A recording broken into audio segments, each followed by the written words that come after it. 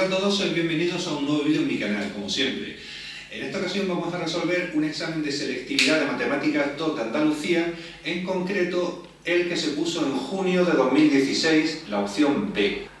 Aquí podéis ver, si queréis, el examen, que como siempre consta de 4 preguntas, que las podéis ir viendo ahí. Dicho eso, vamos a intentar resolver el ejercicio 1. En eso nos da una función racional, en este caso, x partido por x cuadrado más 1, y se nos pide en primer lugar, en un apartado A, que calculemos las asíntotas de f de x, de la gráfica de f de x, y los puntos de corte de la gráfica de f de x con dichas asíntotas. Vamos a empezar. En primer lugar, para buscar las asíntotas verticales en una función racional, lo que tendríamos que buscar es los valores que anulan al denominador. Obviamente no va a haber ninguno, porque x cuadrado es un número positivo o nulo, si le sumo 1 nunca va a ser 0. O dicho de otra forma, x cuadrado igual a menos 1, x igual a raíz cuadrada de menos 1, que no es un número real. Por lo cual esta ecuación no tiene solución y la función no va a presentar asíntotas verticales. Con respecto a asíntotas horizontales y oblicuas, en una función racional, si el numerador fuera en un grado mayor que el denominador, esa función presentaría una asíntota oblicua, cosa que no ocurre, porque la condición de asíntota oblicua, condición necesaria pero no suficiente, es que el límite cuando x tiende a infinito de la función valga infinito. En este caso solo va a presentar asíntotas horizontales, además son excluyentes las horizontales y las oblicuas. Vamos a intentar calcularla. Para calcular la asíntota horizontal voy a intentar calcular este límite. Entonces, me quedo con los monomios de mayor grado en cada caso, porque estamos cuando x tiende a infinito, y ello me daría x partido x cuadrado. Se me va una de arriba con la de abajo, y tendríamos límite cuando x tiende a infinito de 1 partido por x. Es decir, 1 partido por infinito, y eso vale 0. Incluso si precisamos más sería 1 partido por infinito, 1 entre infinito es 0 y positivo entre positivo es positivo, sería 0 más. Si hacemos lo mismo cuando x tiende a menos infinito de nuestra función, los cálculos serían los mismos hasta llegar aquí. Eso sería el límite cuando x tiende a menos infinito de 1 partido por x, lo que sería 1 partido por menos infinito. Y eso sería 1 entre infinito 0 y positivo entre negativo negativo. Eso significa que la función presenta una asíntota horizontal de ecuación y igual a 0. Es decir, el propio eje o x es asíntota de la función. Pero además, si x tiende hacia más infinito, va por encima. Es decir, el eje o x es asíntota de la función. Pero yo no sé qué hace por medio de la función, pero por aquí va por encima hasta buscar la asíntota. Y aquí va por debajo cuando x tiende hacia menos infinito, iría por aquí, ¿de acuerdo? Sin tocar el eje, pero una cosa así. En medio no sabemos lo que hará la función, pero esta será la tendencia asintótica hacia más y menos infinito de la función. Es decir, nuestra función presenta una asíntota horizontal que sería esta de ecuación y igual a 0. El propio eje o x sería la asíntota. Y no tiene ninguna asíntota más. Se nos había pedido también los puntos de corte de la gráfica de f de x con la asíntota. En este caso la asíntota es igual a 0 y la función es aquella, lo único que tenemos que hacer es igualar las dos funciones. Es decir, x partido x cuadrado más 1 lo igualamos a y igual a 0, lo igualamos a 0. ¿Un cociente cuándo vale 0? Pues cuando el numerador vale 0. El punto de corte de la función con nuestra asíntota va a estar en x igual a 0, pero como es un punto de corte del eje o x, que la propia asíntota era el eje o x, será el punto 0, 0. Es decir, punto de corte 0, 0 entre la gráfica de la función y la asíntota. Con esto hemos terminado el apartado A. En un apartado B se nos pide que determinemos los intervalos de monotonía, es decir, de crecimiento y decrecimiento de la función, así como los extremos relativos e indicar los puntos en donde se alcanzan estos. Bueno, para ello vamos a necesitar la derivada primera de la función, que la v' a hacer aquí. f' de x será igual a, como tenemos un cociente, sería derivada del numerador, que es 1, por denominador sin derivar, x cuadrado más 1, menos numerador sin derivar por la derivada del denominador, que es 2x, entre denominador al cuadrado, x cuadrado más 1 al cuadrado. Operamos un poquito arriba y tendríamos x cuadrado más 1 menos 2x cuadrado dividido entre x cuadrado más 1 al cuadrado. Podemos restar x cuadrado menos 2x cuadrado y nos quedaría 1 menos x cuadrado dividido entre x cuadrado más 1 todo al cuadrado. La copio por aquí y ahora seguimos. Bueno, para estudiar la monotonía de la función, lo primero que tenemos que hacer es ver dónde se anula la derivada primera. Con lo cual, igualamos la derivada primera de la función, que es esta, 1 menos x cuadrado entre x cuadrado más 1 todo al cuadrado, lo igualamos a 0. Si una función racional vale 0, es porque el numerador vale 0, es decir, tendríamos que 1 menos x cuadrado igual a 0. Ello nos quedaría que x cuadrado igual a 1, o sea, x igual a raíz cuadrada de 1, o lo que es lo mismo, x igual a más menos 1. En estos dos puntos se anula la derivada primera y es donde podremos tener los extremos relativos. Lo que voy a hacer es borro aquí y hago un recuadro que vamos a intentar rellenar ahora. Bueno, ya tengo el recuadro hecho. Vamos a estudiar el signo de la derivada primera en cada uno de estos tres intervalos, menos infinito menos 1, menos 1, 1 y 1 más infinito. Lógicamente, donde la derivada primera sea positiva, f de x será creciente y viceversa, donde sea negativa será decreciente. Entonces, por ejemplo aquí, voy a tomar menos 2 y vamos a ver qué signo tiene f' de menos 2. Me vendría aquí, lo de abajo ni me molesto en hacer cuentas porque aquí al cuadrado va a ser positivo, que eso es negativo, entre positivo sale negativo. Es decir, la función aquí es decreciente, f de x es decreciente en el intervalo abierto menos infinito menos 1. Hacemos lo mismo con este intervalo. Tomamos, por ejemplo, f' de 0 y sería lo de abajo positivo por ir al cuadrado y arriba sería 1 menos 0.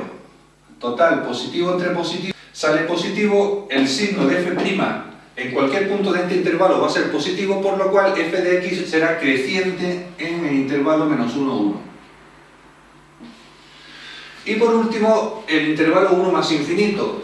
Tomo, por ejemplo, en x igual a 2, vemos el signo de f' de 2, que sería 1 menos 2 al cuadrado, 1 menos 4, entre algo positivo por ir al cuadrado. Eso me sale negativo entre positivo, lo cual es negativo. Es decir, si f' es negativa en dicho intervalo.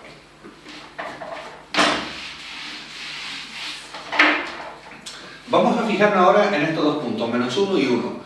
Eran puntos donde se anulaba la derivada primera. Puntos donde la función también es continua. De hecho, esta función es continua en todo R, porque no hay valores que anulen el denominador. Entonces, es continua, por ejemplo, en menos 1. En un entorno a la izquierda del punto la función es decreciente, en un entorno a la derecha es creciente. Unido a la continuidad, podemos garantizar que en x igual a 1 hay un mínimo de la función. Un mínimo que será el punto menos 1, f de menos 1, que lo calculamos ahora mismo. F de menos 1, me vengo aquí, sería menos 1, entre menos 1 al cuadrado, que es 1, más 1, pues menos 1 medio. Punto menos 1, menos 1 medio, mínimo de la función. Que además va a ser un mínimo absoluto, por la pinta que tiene. En x igual a 1 vamos a tener un máximo, porque es continuo en el punto, en un entorno a la izquierda creciente, en un entorno a la derecha decreciente. Ello nos garantiza un máximo. Tendremos que calcular también f de 1, que sería igual a 1 partido por 1 al cuadrado, 1 más 1, 2, un medio. Punto 1, un medio sería un máximo de la función. De hecho, el mínimo y el máximo van a ser absolutos, porque ahora lo veremos cuando hagamos la gráfica de la función. Con esto hemos terminado el apartado B. Hemos estudiado la monotonía de la función y hemos dado sus extremos relativos. Como en un apartado C se nos pide hacer un esbozo de la gráfica de f de x, yo he hecho aquí unos ejes cartesianos. Y vamos a intentar plasmar toda la información que tenemos, que la he recogido a la izquierda, en el esbozo de la gráfica. En primer lugar, sabemos que la función va a pasar por el punto 0, 0. Lo vimos en el apartado A. Tenemos que el eje OY es una asíntota de la función y que cuando x tiende hacia menos infinito va por debajo, tiende hacia 0 por debajo, y cuando x tiende hacia más infinito tiende hacia 0 por encima. Es decir, la función va a venir por aquí y si alargamos el eje X un poco, pues vendrá por aquí también. Siendo una asíntota el eje de X. Sabemos que tiene un mínimo en el punto -1, -1,5, más o menos por aquí. Esto va a ser un mínimo de la función. Y un máximo en el punto 1,1, por aquí más o menos. Esto va a ser un máximo. Uniendo todo, la función es decreciente hasta -1. Vamos a ver cómo lo hacemos. La función es decreciente por aquí, alcanza su mínimo en -1, pasa por el punto 0, 0, alcanza su máximo en 1 y luego tiende hacia 0 asintóticamente, por encima del eje X. Y esa sería la gráfica de la función, con lo cual hemos terminado el ejercicio 1. Vamos a intentar hacer ya el ejercicio 2. En él se nos da una función f de x igual al logaritmo neperiano de x y se nos pide en un apartado A que calculemos la recta tangente a f de x en el valor de abscisa x igual a 1. Ello va a ser muy sencillo. Para una recta tangente a una curva, lo único que tenemos que hacer es calcular lo siguiente: y igual a f de x sub 0 más f' de x sub 0 por x menos x sub 0. En nuestro caso, x sub 0 vale 1. Entonces tendré que calcular f de 1 y f' de 1. Como voy a necesitar la derivada, en este caso es muy sencilla de calcular, la pongo aquí.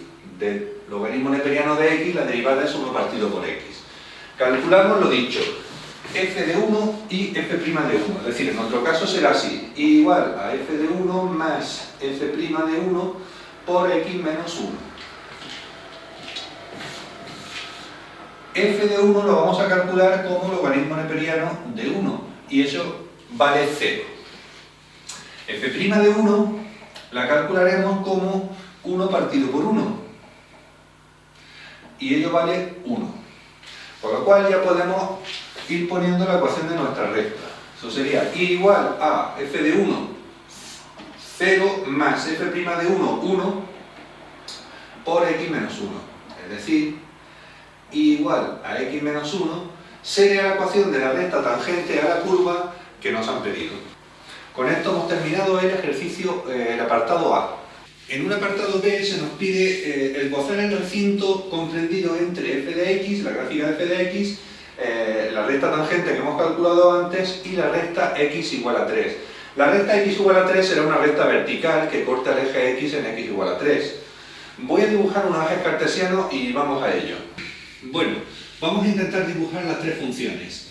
F de x es el logaritmo neperiano de x. Todos los logaritmos sabemos que en 1 valen 0. Además sabemos que el eje OY es asíntota de la función, es decir, la función logaritmo vendrá por aquí y luego en el logaritmo neperiano de e vale 1. E vale 2,71 más o menos por aquí, vale 1 la función, es decir, hará una cosa así y es estrictamente creciente. Más o menos esa es la pinta del logaritmo neperiano de x. Por otro lado, la recta x igual a 3 es una recta vertical que corta al eje OX en 3. Esta sería la recta x igual a 3. Y por otro lado tenemos la recta y igual a x menos 1. Bien, sabemos que menos 1 es la ordenada de origen, la recta pasa por aquí y tiene pendiente 1, es decir, sabemos además que es la recta tangente a logaritmo neperiano de x. Vendría a ser una cosa así. Esta sería la recta igual a x menos 1. Ordenada de origen menos 1 y pendiente 1 significa que si me desplazo 1 hacia la derecha subiría 1. Si me desplazo 1 hacia la derecha subiría 1. Pasaría también por el punto 2, 1. Es decir, el recinto que hay comprendido entre la gráfica de esas tres funciones será este. Se nos pide también que calculemos el área de dicho recinto. Ello va a ser sencillo, el área la vamos a calcular como la integral desde x igual a 1 hasta x igual a 3 de techo menos suelo, es decir, la función que va por encima igual a x menos 1 menos la que va por debajo, el logaritmo neperiano de x, es decir, de x menos 1 menos la que va por debajo, que hemos dicho que es el logaritmo neperiano de x. Todo ello diferencial de x. Bueno, lo que vamos a hacer, lo separamos en dos integrales. entre 1 y 3 de x menos 1 diferencial de x, como es un polinomio muy fácil de calcular, menos la integral entre 1 y 3 de logaritmo neperiano de x diferencial de x. Voy a calcular aparte la integral de logaritmo neperiano de x. Integral de logaritmo neperiano de x diferencial de x será igual. La voy a hacer por partes. Le llamo u a logaritmo neperiano de x y le llamo diferencial de u a derivada, que es 1 partido por x diferencial de x. Me quedaría diferencial de x partido por x. Por otro lado, diferencial de v será diferencial de x. Integrando tengo que v igual a x. Aplicamos la fórmula de integración por partes, que si recordáis sería integral de u diferencial de v sería igual a u por v menos la integral de v diferencial de u. Entonces, esto sería igual a u por v, este por este, x logaritmo neperiano de x menos la integral de v diferencial de u, v y diferencial de u. Es decir, x por diferencial de x partido por x. Se nos van las x. Integral de diferencial vale x, es decir, esto sería x logaritmo neperiano de x menos x. Es lo que vale la integral del logaritmo neperiano. Lo copio por aquí y seguimos. Bueno, esta integral sería x cuadrado partido por 2 por la x menos x, evaluado ello entre 1 y 3, menos la integral del logaritmo neperiano que hemos dicho que vale aquello. Sería menos x más x logaritmo neperiano de x. He puesto el menos x delante para que no parezca que esté dentro del logaritmo neperiano, que se vea claro lo que es, entre 1 y 3. Hacemos cuentas. Esto sería, esto evaluado en 3, 9 medios menos 3, y le restamos esto evaluado en 1, que sería 1 medio menos 1. Aquí sería esta función evaluada en 3, lo vamos a poner así, menos 3 más 3 logaritmo neperiano de 3, y le restaríamos esta función evaluada en 1. Vamos a ponerlo así con corchetes, menos, esta función evaluada en 1 sería menos 1 más 1 logaritmo neperiano de 1. Esto vale 0 este término, con lo cual todo nos va a quedar 9 medios menos 3 son 3 medios, menos 1 medio menos 1 es menos 1 medio, que cambia de signo es más 1 medio. Menos por menos más 3, menos 3 logaritmo neperiano de 3, y luego tendríamos menos menos 1 más 1, pero cambiando el signo menos 1. Haciendo cuenta en todo, 3 medios más 1 medio son 4 medios, que es 2. 2 más 3 son 5. 5 menos 1 es 4. 4 menos 3 logaritmo neperiano de 3. Esto, unidades de longitud al cuadrado, sería el área que nos han pedido, que sería el área el área marcada en la gráfica aquí. Con esto hemos terminado el ejercicio 2. Vamos a proceder ya con el ejercicio 3. En él se nos da un sistema que depende de un parámetro alfa, un sistema lineal de ecuaciones, y se nos pide en un apartado A que lo discutamos en función del parámetro alfa. Yo lo que he hecho aquí es poner la matriz del sistema. Esta sería la matriz característica, la A, y la matriz ampliada, la A estrella. Entonces, voy a empezar calculando el determinante de A estrella, porque A estrella es una matriz 3×3. Bueno, aquí he copiado el determinante de A estrella, que sería simplemente el determinante de toda esa matriz. Entonces, vamos a desarrollarlo. Para que no se haga muy largo, lo voy a hacer yo y luego os lo comento los resultados. Lo voy a hacer yo aparte, ¿vale? Aquí tenemos el desarrollo del determinante, sería producto de los elementos del diagonal principal, luego 3 alfa por 5 menos alfa, y por otro lado 2 por 2, 4 por 3 más alfa. Restando irían 3 alfa por 5 menos alfa, 2 por 3, 6 por 3 menos alfa, y 2 alfa por alfa más 5, que sería el último que he puesto ahí. Desarrollamos todo esto. Esto sería igual a 3 alfa cuadrado más 15 alfa menos 5 más 15 alfa menos 3 alfa cuadrado más 12 alfa menos 15 alfa más 3 alfa cuadrado menos 18 alfa, menos por menos, más 6, menos 2 alfa cuadrado, menos 10 alfa. Aquí se nos van algunos, como 3 alfa cuadrado con menos 3 alfa cuadrado y 15 alfa con menos 15 alfa. El resto, haciendo cuentas, tendríamos términos cuadráticos, 3 alfa cuadrado menos 2 alfa cuadrado, que me da alfa cuadrado, no hay ninguno más. Términos lineales tendríamos menos 1 más 15, 14, más 12, 26, 26 menos 18 son 8 alfa, 8 menos 10, menos 2 alfa. Y términos independientes, menos 5 y 6, menos 5 más 6 es 1. Si yo igualo esto a 0, determinante de A estrella igual a 0, implica que esto sea igual a 0. Pero si os fijáis, esto es una identidad notable, esto sería alfa menos 1 al cuadrado, y esto sería igual a 0. Que esto sea 0 necesariamente implica que la base, es decir, alfa menos 1 sea 0, es decir, que alfa sea igual a 1. Ya podemos concluir alguna cosa. Obviamente, si alfa es distinto de 1, tendremos que el rango de A estrella es 3. El rango de A no puede ser 3 porque solamente tiene 2 filas, como mucho sería 2, por lo cual va a ser distinto del rango de A. Es decir, esto implica, en virtud del teorema de Boucher-Frobenius, que tendríamos un sistema incompatible. Vamos a ver qué ocurre con el caso alfa igual a 1. Borro aquí y lo estudiamos. Bueno, he sustituido alfa por 1 y fijaros cómo nos queda la matriz. Realmente la fila 1 es la fila 2 multiplicada por 2, por lo cual son linealmente dependientes. Y la fila 3 es la fila 2 multiplicada por 3. Es decir, necesariamente, si alfa igual a 1, me va a quedar solamente una fila que sea linealmente independiente, es decir, el resto sería combinación lineal de ellas. Por lo cual, tendremos que necesariamente el rango de A sería 1, que sería igual al rango de A estrella. Como tenemos dos incógnitas, x e y, esto va a ser, es decir, n igual a 2, no coinciden, pues vamos a tener un sistema compatible indeterminado. Y con esto hemos terminado el apartado A.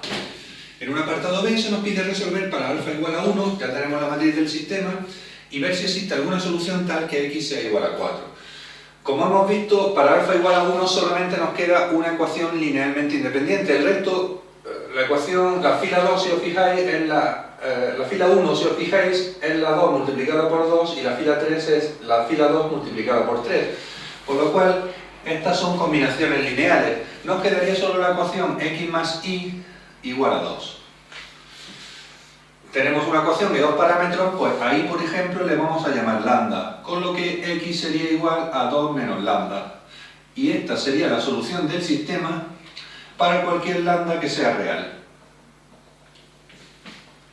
Se nos pedía también si existe una solución en la que x valga 4. Pues sí, que x valga 4 implica que 2 menos lambda sea igual a 4. Es decir, en este caso, lambda sería 2 menos 4, es decir, lambda sería igual a menos 2. Si lambda vale menos 2, tendríamos que y igual a menos 2. Y esta sería la solución que se nos ha pedido. X igual a 4 y igual a menos 2 sería una solución del sistema en el caso en que alfa valga 1. Con esto hemos terminado el ejercicio 3. Vamos pues con el ejercicio 4. En él se nos dan dos rectas, R y S. Se nos pide en un apartado A que comprobemos que sean dos rectas coplanarias y, en tal caso, calcular el plano que contiene ambas rectas. Vamos a ver, para que dos rectas sean coplanarias, lo que no pueden hacer es cruzarse, es decir, esas rectas deberían de ser o paralelas o deberían de cortarse en un punto. Entonces, lo primero que vamos a hacer, bueno, si fueran coincidentes habría infinitos planos que contienen a las dos porque son la misma recta. Lo que vamos a hacer en primer lugar es calcular la posición relativa de esas rectas. Para ello vamos a calcular un punto y un vector director de cada una de ellas. De la recta R tenemos un punto, el punto A, que sería el punto 1, 1, 1. y un vector director, vector U, que sería el 2 menos 1, 0.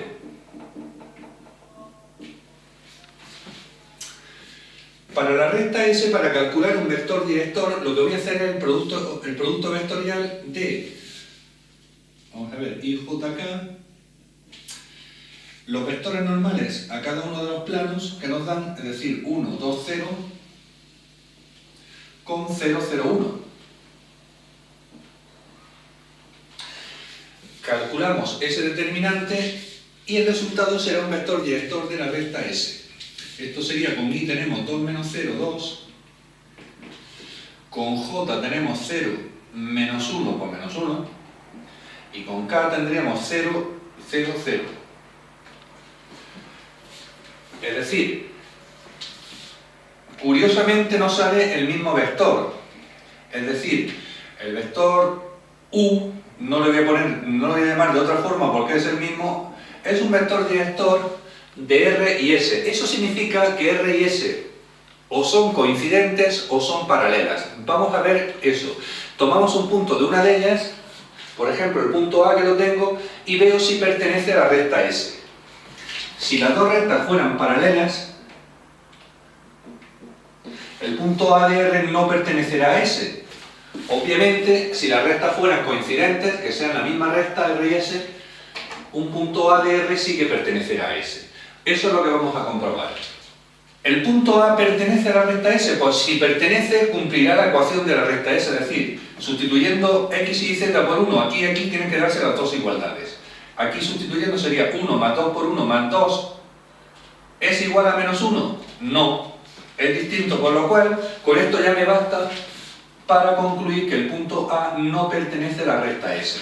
Como comparten un vector director y un punto de una no pertenece a la otra, podemos garantizar que R y S son rectas paralelas. Eso implica que R es paralela a S. Se nos había pedido también la ecuación del plano que las contiene. Ya es muy sencillo.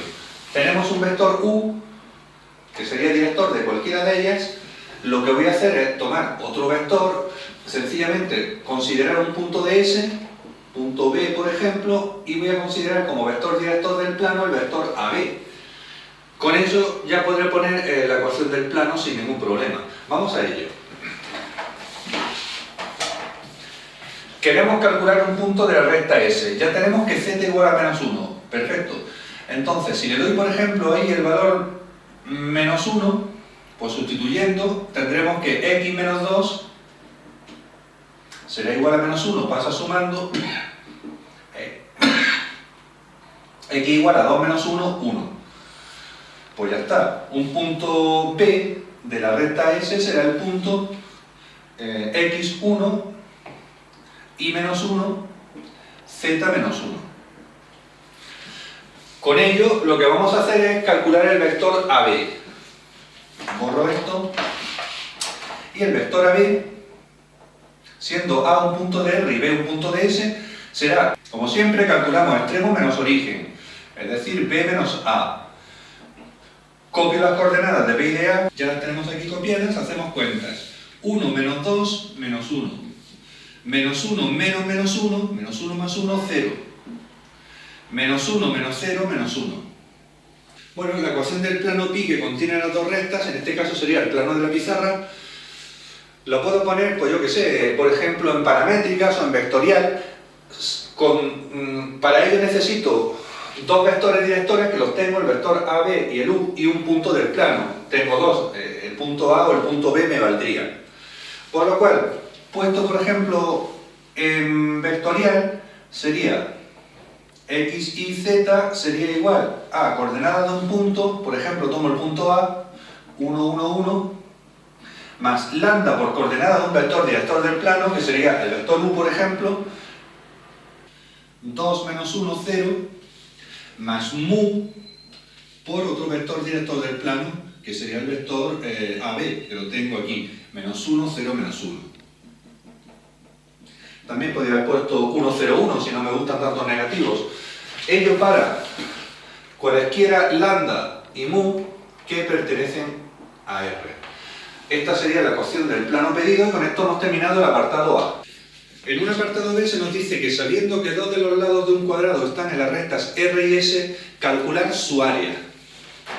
Bueno, ya sabemos que R y S son dos rectas paralelas, por lo cual para calcular el área de un cuadrado que se pueda formar con las rectas R y S, el área del cuadrado será el lado al cuadrado.